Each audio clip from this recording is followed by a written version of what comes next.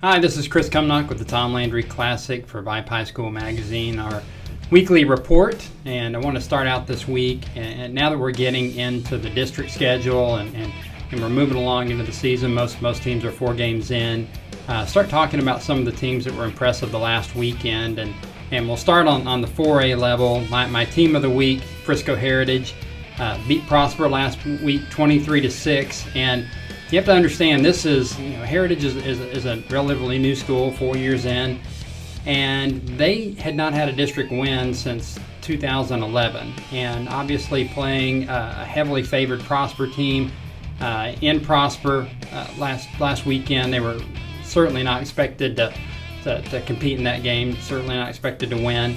And they came out against a Prosper team that was averaging over 500 yards of offense and held them to 3 first downs until they got to the fourth quarter and earned themselves a 23-6 victory. So impressive win for Frisco Heritage. That begs the question: was this a fluke? Was this Prosper just not mentally prepared to play with a game against Frisco Centennial this week? Did they overlook Heritage? And I would say no. What happens with these new schools is they take their lumps early because they have to play a lot of young players, and then along the way, as those players mature and they get to be juniors and seniors, then they've been playing against some pretty stiff competition over the years, and typically you rise to your competition. And I think that's what's happening over there at Heritage. Are they ready to compete on a big level yet? Probably not. But again, I think it's probably a little of both. I think probably didn't have the same focus from Prosper that they're going to get when say Prosper plays Centennial this week. But nonetheless, you don't want to take anything away from Heritage, because that was a great team effort, and particularly on the defensive side.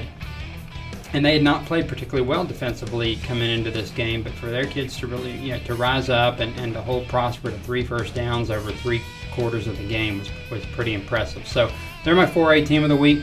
On a 5A level, Cedar Hill. Cedar Hill was coming off a tough loss to DeSoto. DeSoto's a big rival of Cedar Hill's, and they didn't play well. And to come back against Duncanville, who's averaging 43 points a game and one of the offensive juggernauts in the Metroplex, to shut them down the way Cedar Hill did, it was a great response. I know Joey McGuire was really happy with the way his team responded after a pretty substantial loss to DeSoto. Those kids could have tucked their tails and said, we got beat at home by our rivals by a wide margin, and they didn't. They came out and they showed their mettle against a very good offensive Duncanville team, and they held Duncanville to only 6 points and under 200 yards of offense. And again, to do that to a team that's averaging 43 points a game is pretty significant, and that's why Cedar Hill is my 5A team of the week. Now, let's talk about some individual players that were impressive last week from both an offensive and defensive standpoint. Starting with the 4A level, hard to go anywhere else but the Colony running back, Brian Hammond. He had 18 carries for 294 yards, 6 touchdowns, and a win over Frisco Liberty.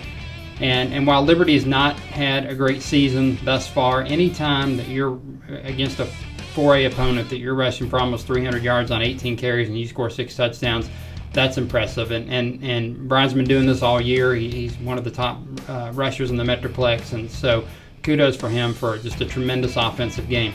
On the defensive side of the ball, Frisco Centennial linebacker Brandon Anderson, he's a junior. He's been a running back his young high school career, and they switched him over. They needed him on defense this year, and unselfishly he made the move over there.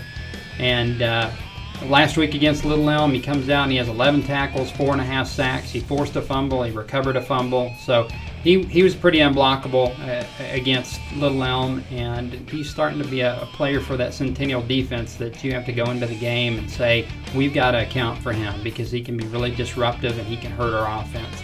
On the 5A level, for offense, Arlington Sam Houston quarterback Irvin Hill. Hard to imagine anybody having a bigger offensive game than this kid had last Friday night against Fort Worth Pascal. They won the game, and he had over 500 yards of offense, 10 out of 16 passing for 206 yards and 3 touchdowns, and then he ran the ball 17 times for 257 yards and 5 more touchdowns.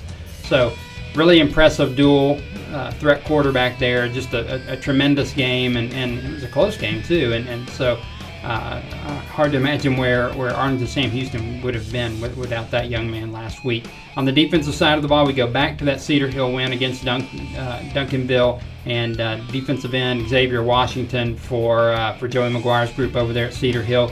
He had 8 tackles, 5 sacks. He forced 2 fumbles, recovered one of those, and was just really a one-man wrecking crew. And again, he's a big reason why you hold an offense like Duncanville's to under 200 yards of offense and only 6 points. Well, for this week, I'm Kris Cumnock with the Tom Landry Classic and VYPE High School Magazine.